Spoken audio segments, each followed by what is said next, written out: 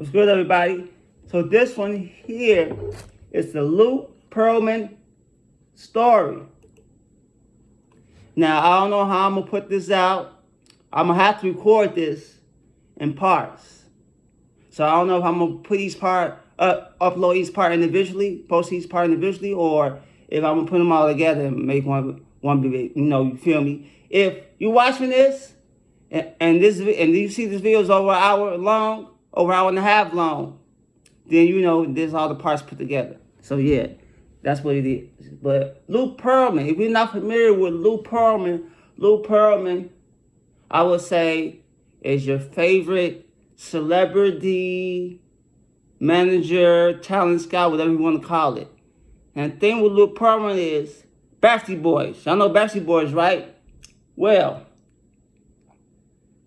18-year-old Brian from Backstreet Boys. This is back in the day, 90s, whatever, but 18-year-old Brian from Backstreet Boys was legal guardian to Nick Carter, 14-year-old Nick Carter.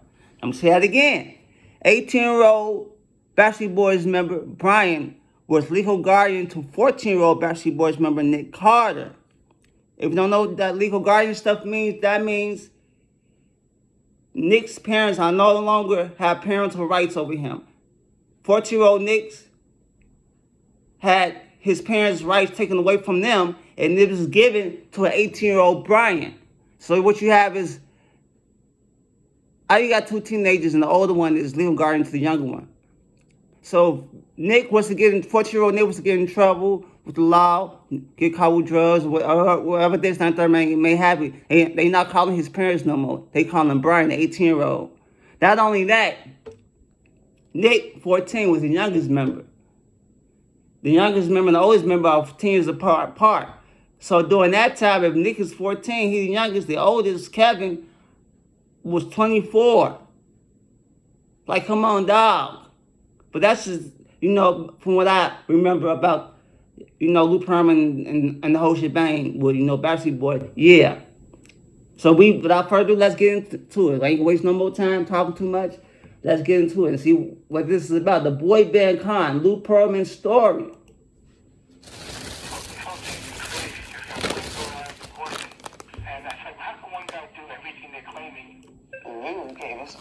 Aaron Carter. I'm not sure if Aaron Carter was, Nick Carter's little brother, because we all know that. But I'm not sure if he was under Lou Pearlman management. But yeah, man, with the story behind this boy right here, Aaron Carter, oh, come on, dog. Man. Fucked up, but yeah. Of lives today. Who knows where I would have ended up, man? In Tampa, What? In jail?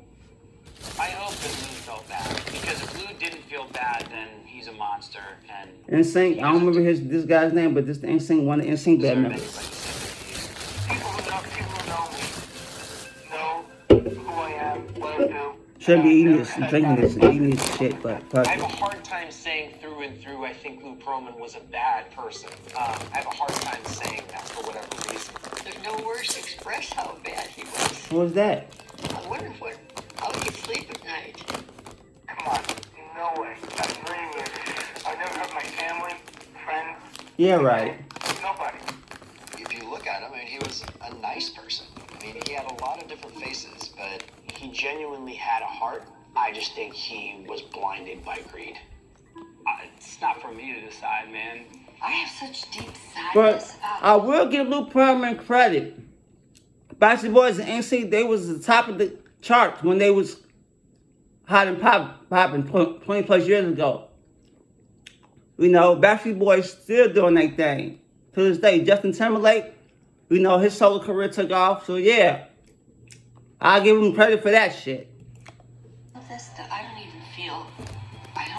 It's just deep, deep, deep sadness. You know the old saying, those that believe, no explanation is necessary. Those that don't believe, no explanation will suffice. He had everything. Everything. So therein lies the question. Why did he do it? I just can't, for the life of me, figure out. Hold on, that's him?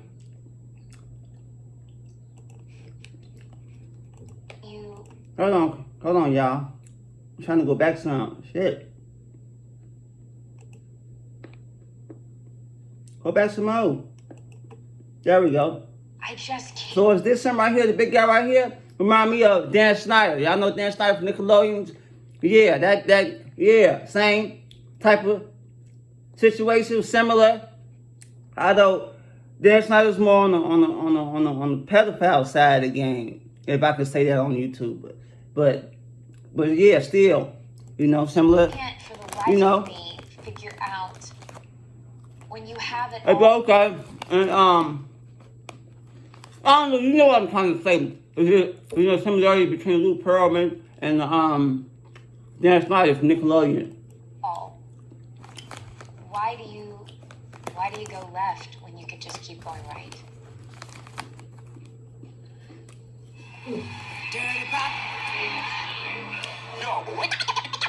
Well, the boy band craze to me was just this amazing time in history that changed everything. Sick and tired of hearing all these people talk about. Ladies and gentlemen, please welcome the Backstreet Boys. One of the hottest bands out there. I think they're called NSYNC. What's the deal with this hot life and when is it Backstreet Boys is always my favorite. The conversation came up who was better, Backstreet Boys and NSYNC. Backstreet Boys is always my favorite. I love me some Backstreet Boys. Man, they make good music. NSYNC do too. They had some hits, but I just prefer Backstreet Boys. That was my shit. Pop culture history. There's always got to be something for 12-year-old girls to scream their puberty out to. then you got to realize what you're doing is not a trend. You see a girl pass out in front of you, and you're supposed to just keep performing. When you're in that moment and that light is shining in your eyes, you're on top of the world.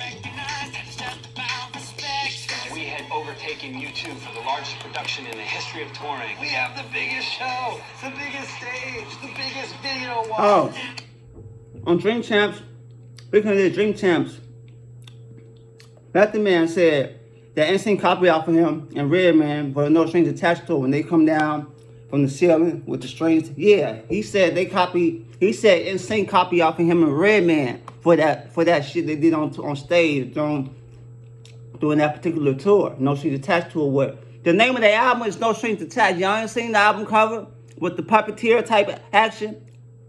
Yes, how you gonna say they copy off of you for that tour? I don't agree with that. No, darling. And that's the whole concept was copying off of Redman and Method Man, but he said all he said was they did it first with the strings coming down on the stage. He said him and Redman did it first, which okay, but that don't mean they copied off of you. You feel me?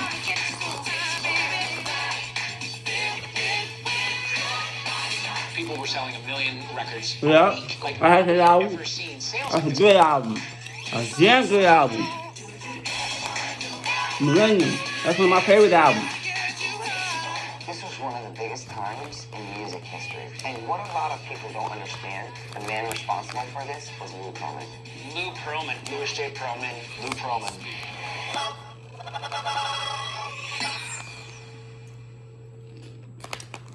The first time I ever saw Lou Pearlman was when I was auditioning for Making the Band in Vegas. He comes walking out of the auditioning room, and everybody's Okay, he did that tell too? everybody's like, that's Lou Pearlman. Back in the band is P. Diddy.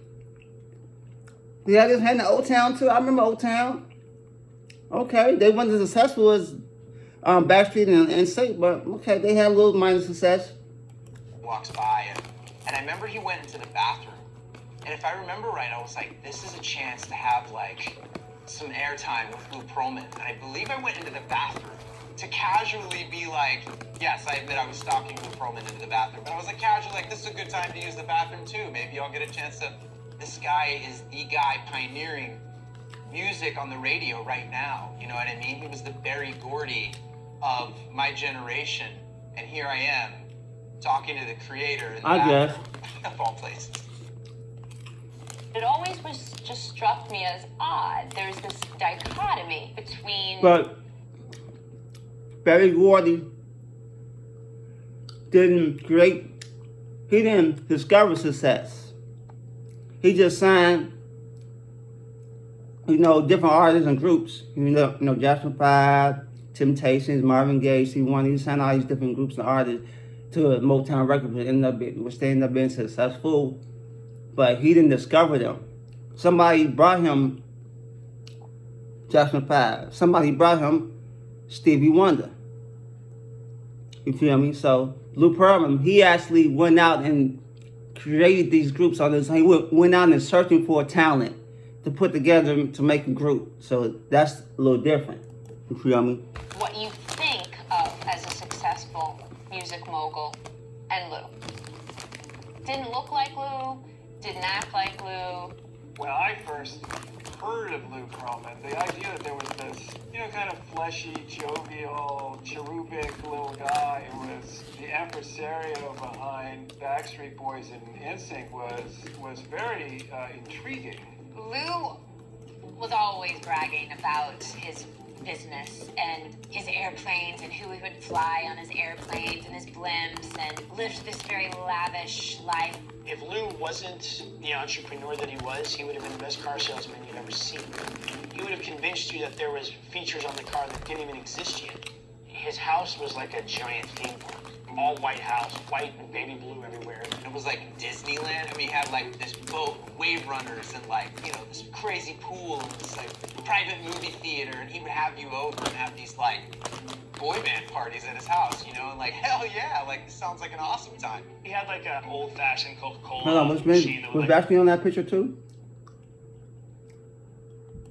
Hold on, huh? Movie theater, and he would have you over and have these boy band parties at his house, and hell yeah, this sounds like an awesome time.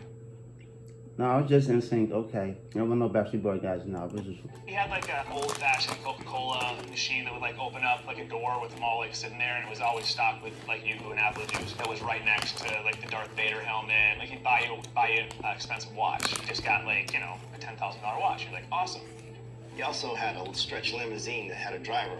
I mean, it's not like some service that he called. That's his guy sitting outside waiting for Lou to say, I want to go here. There was a baby blue Corniche Rolls Royce parked in the front. He would let me drive the Corniche, even though I didn't have a license yet. He would let me kind of just be a kid. I could invite friends over. I remember Nick and I had a double birthday party at Lou's house. It's a pool party. We invited all of our friends. I'm like, we're gonna go to this big mansion. It's me and my birthday party. It's gonna be awesome. He was that inviting to all of us. He was always laughing. He was a big kid. He made himself more relatable to us, to me personally, by being this kind of grown-up kid. Lou was just a charming guy. It's the way he spoke to you. He was very good with his words. He made you feel like you were the only person in the room. He was so into what's happening in your life. He asked the questions. And so that made you feel great, like someone cared. The first day that we met Lou, I remember he came over to me and he said, and you teach school? And I said, yes, I do. And he said, well, in a very short period of time, you won't have to teach anymore. So what, you gonna make her homeschooled for on the instant guys? Okay. Keep it in the family. That's his mother. Okay. Well. It's a part of you that knows that's not true. And all this that he's saying, there's no assurance that any of this is going to happen. But there's a part of you that's thinking, wow, that would be great. Wait, he said she won't have to teach no more because she's gonna make her the homeschool teacher for the NSYNC guys, or the NSYNC guys gonna blow up and make tons of money that her son right here can retire his mother. I don't know. 100% of it. Either way, sounds pretty cool. I ain't gonna hold you. I travel the world and teach a small group of guys that working in the school. I travel the world and teach this little singing group. Maybe they private tutor as they travel around the world, or my son, who's in the same group making all this money, I don't have to work no more.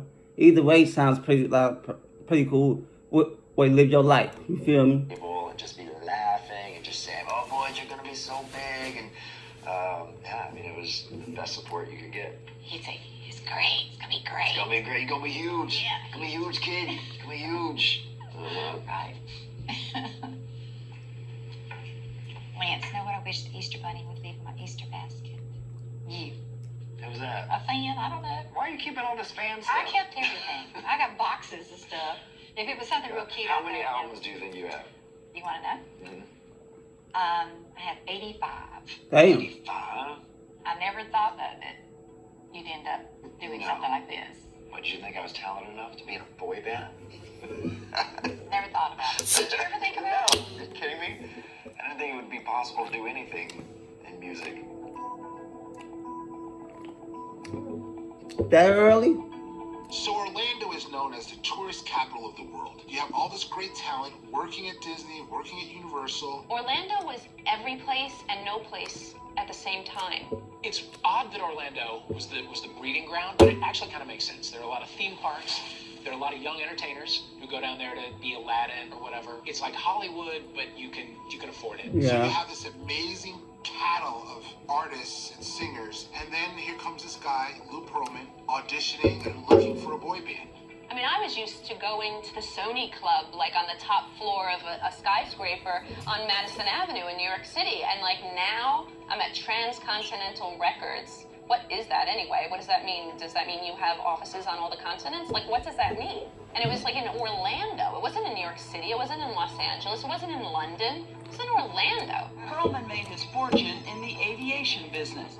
His Okay. path crossed with the music industry when he started outfitting luxury jets and leasing them to rock stars. One of the bands that chartered his airplane was Okay. I wasn't hip to the kids about that's a little bit before my time. Question, how can these kids afford an airplane? And I was told, these kids did $200 million in record sales and $800 million in touring and merchandising. Okay, that's where he got the idea from. Okay, it's making sense. I was like, I'm Okay. on business. and so Lou took He was in the airplane business, and these little group of kids ran out the airplane, and he's wondering how can they afford it. And somebody told him, this is the hottest new singing group. They making millions of dollars. Like, oh, okay, that's okay. That's where he got the pulled that idea. in and realized that this business was an even bigger business than, the airline charter business. I think I can do that. I think I can put a group like that together. A boy band is usually 5, sometimes 3, never 4 for some reason, unless somebody leaves. Usually no instruments, sort of club tracks that would have been huge in Europe a few years before, some involved choreography. All 5 members have 5 distinct personalities. They just had incredible charisma, and a 13-year-old girl will lose her mind. Mm-hmm. Was this like that before the boy band craze back, like Jackson 5? Or,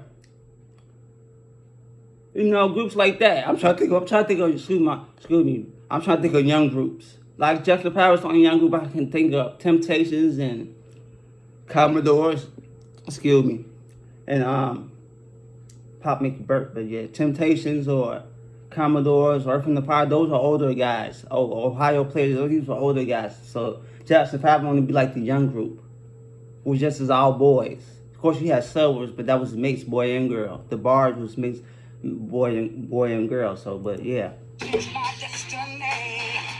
would get this thing in the mail. I'm gonna ask my mother that. Maybe my uncle or somebody.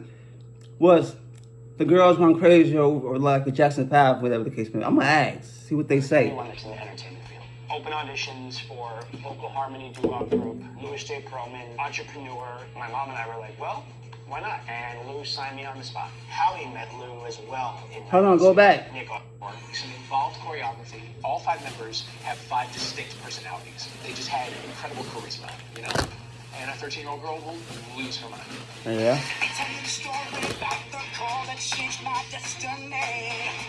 We would get this thing. He was my favorite Backstreet Boy member. I like his way. He's my favorite. The one with the deepest voice. He was my favorite. I forget his name. I'm bad with names, so to speak, sometimes. But yeah, he was my favorite. Called the Blue Sheet Classifieds for anyone that's in the entertainment field. Open auditions for. Hold on, let me see if I get his name. Nick Carter, nope. Howie, nope. Kevin, nope. Brian, nope. AJ, that's his name, AJ. Okay, there we go. Louis J. Pearlman, entrepreneur. My mom and I were like, well, why not? And Lou signed me on the spot. Howie met Lou as well in '92. Nick auditioned. Wait. Got the part. Talking too much. What's his story? Some involved choreography. All 5 members have 5 distinct personalities. They just had incredible charisma, you know? And a 13-year-old girl will lose her mind. Don't you that change my destiny. We would get this thing in the mail called the Blue Sheet, classifieds for anyone that's in the entertainment field. Open auditions for vocal harmony doo-wop group, Louis J. Pearlman, entrepreneur. My mom and I were like, well, why not? And Lou signed me on the spot. How we met Lou as well in '92. Nick auditioned, got the part. Lou's limo driver knew somebody who knew Kevin, who was working at Disney at the time. Kevin kept talking about his cousin Brian. Next thing you know, he shows up at our band house. We sang a song together.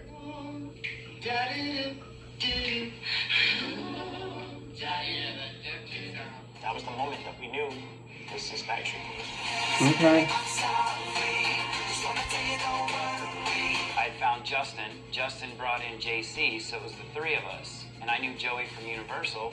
Joey was trying to sing low, and he wasn't really a true low voice. That was the first time that we actually kind of started auditioning. Justin and I pulled all our resources. I don't even know if my mom was going to even tell me about it unless I brought it up. But I asked her about it. She's like, yeah, you know, this guy, Lou Pearlman, called with Justin Timberlake and his mother wants to start a group in Orlando. And I knew of Justin at that point because he was on the Mickey Mouse Club. I was very excited. I'm like, well, we have to see what this is. Right when I land in Orlando, Lou Pearlman meets me at baggage claim in a Rolls Royce. Damn, he bought him like that early? God damn, he must, man, that paper must have been some, Seen Rolls Royce in person. I felt like they were rolling out the red carpet immediately. So I arrived at the house where the guys lived. All 5 of us sang the Star Spangled Banner. And I remember looking at everyone's faces after we had stopped singing. And everyone's like jaw was dropped. And everyone had goosebumps on them. And I remember thinking, oh my gosh, I think I might have made the group. It just sounded right. And we just started high-fiving each other like, this is the guy. Like, this is our next member. We were in sync.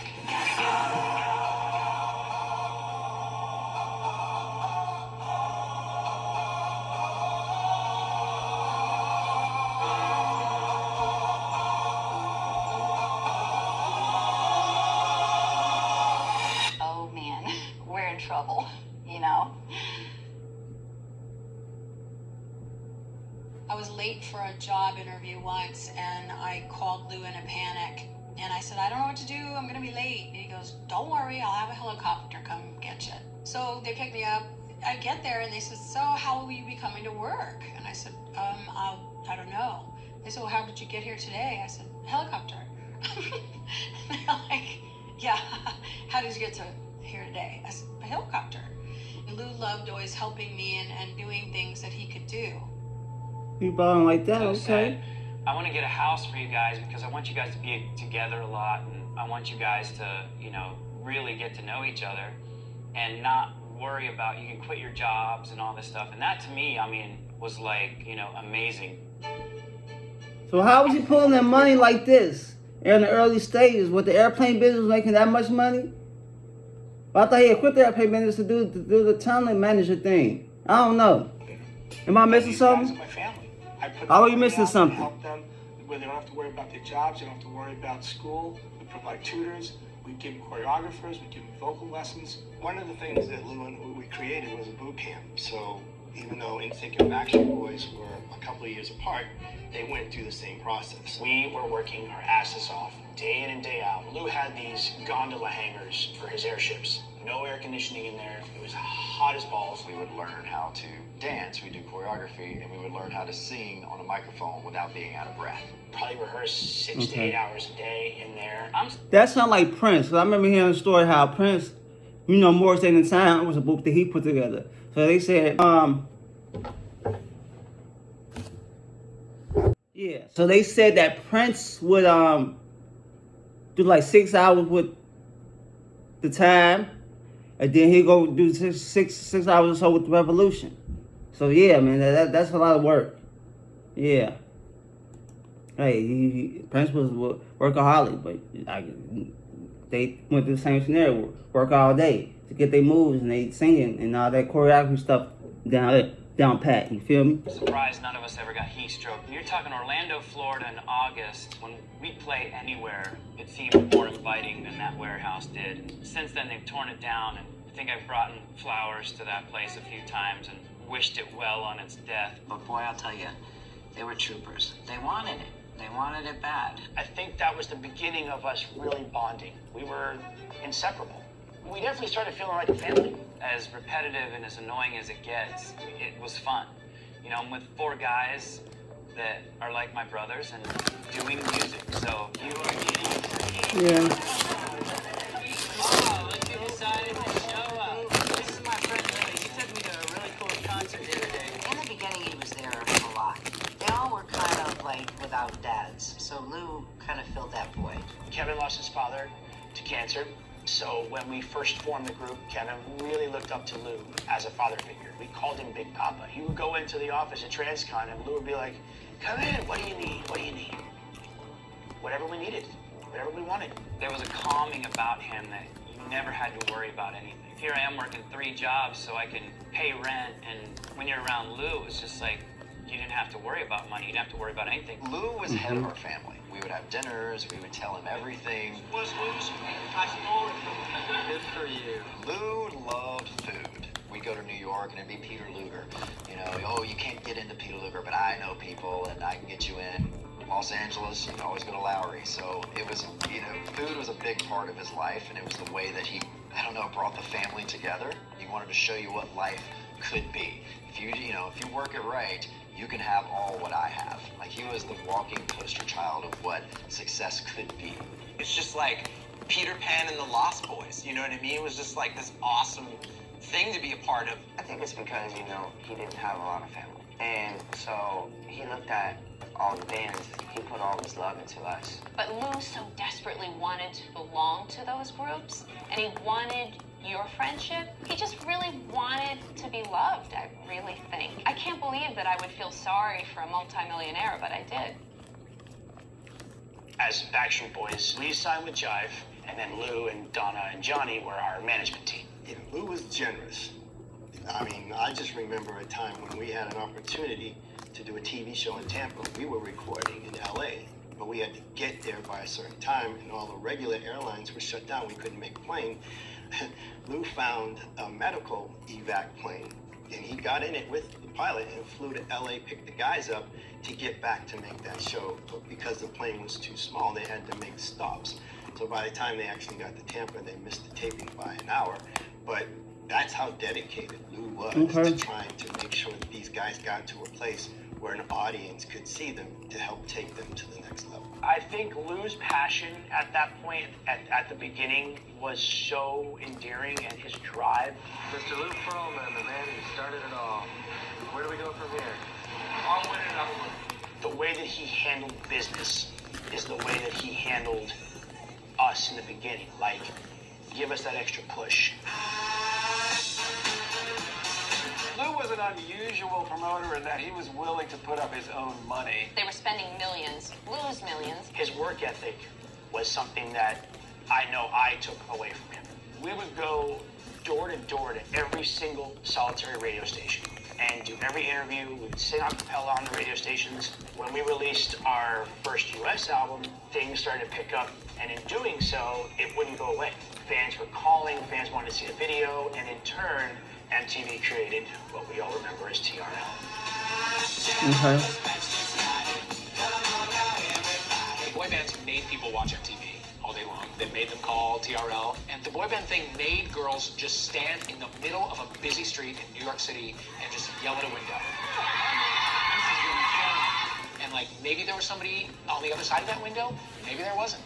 Maybe it was the guy mopping the floor. But they would just go and scream because Nick Carter had been there.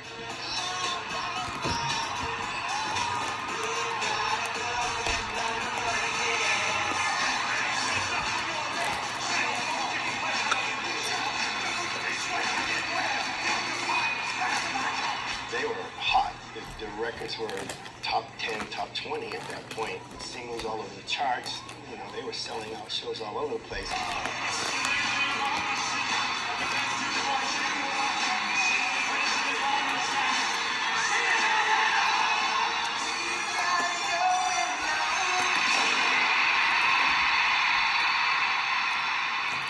with the success of the Backstreet Boys as NSYNC. We always felt like the redheaded stepchild. We couldn't even go into the record label because the employees there didn't know we existed. And Lou did not want them to know about us just yet because he didn't want to upset the boys, the Backstreet Boys. So in all the accounting that you watch at Transcontinental, everything that they spent on us was under B5, is what they called us. It was weird. They were struggling. The album was down at 66, and people really thought that it wasn't going to gain any more momentum. We were just trying to do everything we could to do what we could do best. And honestly, it was slow. They're pretending like they have fans chasing. No, they're still out there. For real, look out there. It's not for real. Okay. I'm serious with that. No, look that way. You see them? No. Here's some. Here's some. 2, 4, 5. NSYNC comes out, their outfits are ridiculous. I mean, ridiculous. And they had on these like overalls, these jean-looking outfits, they sort of matched. I was like, who are these clowns, you know? And then they started to perform.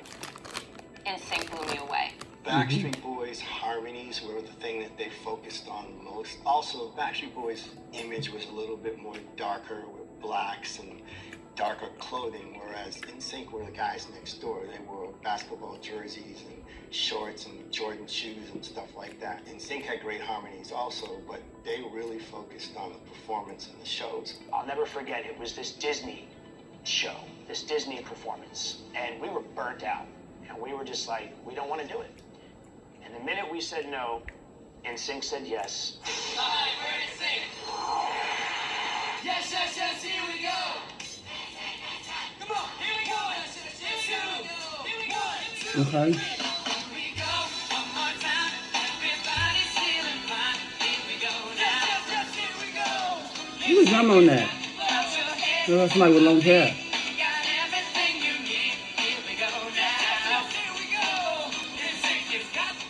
NSYNC were all too happy to take Backstreet's sloppy seconds. They Okay. showed that concert daily on the Disney Channel for a month.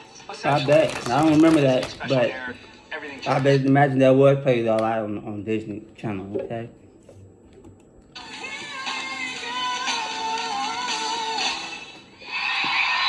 The charts would come out, we're like, oh, there we go. There we go. There we go. Oh, it's happening now. And that's when the snowball kind of started rolling. We had gone from selling 5,000 units a week to 50 to 60,000 in the first week. Fortunately, I remember the days when we had small crowds, but now they're getting bigger and bigger. And I guess that means we're doing something right. The Yeah. guys are just fantastic. Try telling the Backstreet Boys, who've been working for years to become successful, and they turned down one Disney special, and now their competition is breathing over their neck, and their competition is managed by their manager. Yeah. Backstreet Boys were not happy with NSYNC. They weren't happy